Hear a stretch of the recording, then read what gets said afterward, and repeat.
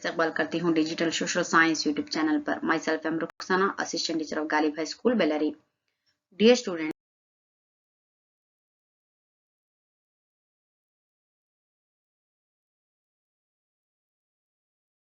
का fifth lesson जो कि कर्नाटक के जमीनी वसाइल हैं, ये 9वीं जमात का ज्योग्राफी का फिफ्थ लेसन है बच्चों। इसको डिस्कस कर लेंगे। जमीन को मुख्तलिफ मकासद के लिए इस्तेमाल करना डैश कहलाता है। जमीन का इस्तेमाल या जमीन का इस्तेफादा। डैश जिले में सबसे ज्यादा काबिल काश्त जमीन है, यानी कि कर्नाटक में वो कौन सा जिला है जहां पर सबसे ज्यादा काबिल काश्त जमीन है? गुलबर्गा। सोरगम ओलगिर नामी फसल डैश का साइंसी नाम है जवार। कर्नाटक में गन्ने की पैदावार करने वाला सबसे बड़ा जिला डैश जिला है, मांड्या। तंबाकू में एक नशा आवर मादा होता है जिसे डैश कहा जाता है, निकोटीन। कर्नाटक में जमीन के इस्तेमाल के मुख्तलिफ अक़साम के नाम बताइए। कुल काबिल काश्त जमीन, जंगलात का इलाका, ज़राअत के लिए गैर दस्तियाब जमीन, ज़राअत के लिए गैर इस्तेमाल शुदा जमीन, इफ्तादा जमीन।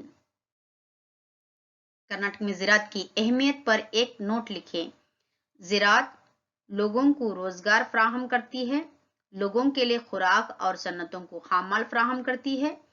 ये रियासत के लिए आमदनी का जरिया है और ज़र मुबादिला कमाता है।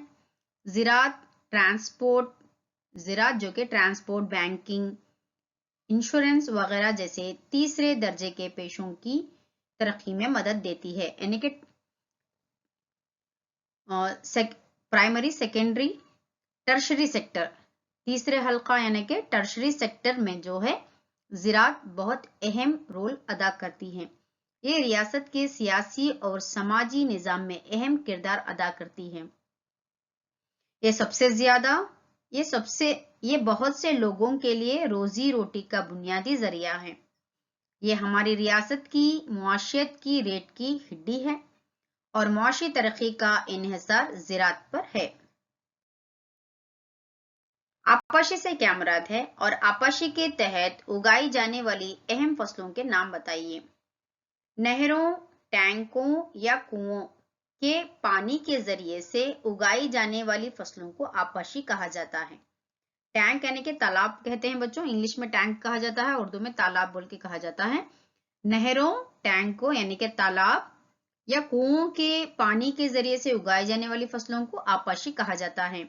धान और गन्ना इसके तहत उगाई जाने वाली अहम फसलें हैं। मखलूत काश्तकारी की बुनियादी खुसूसियात की वजाहत करें। इसी जमीन में फसलें उगाने के अलावा डेयरी फार्मिंग, रेशम के कीड़े की परवरिश, भेड़ पालना, मुर्गी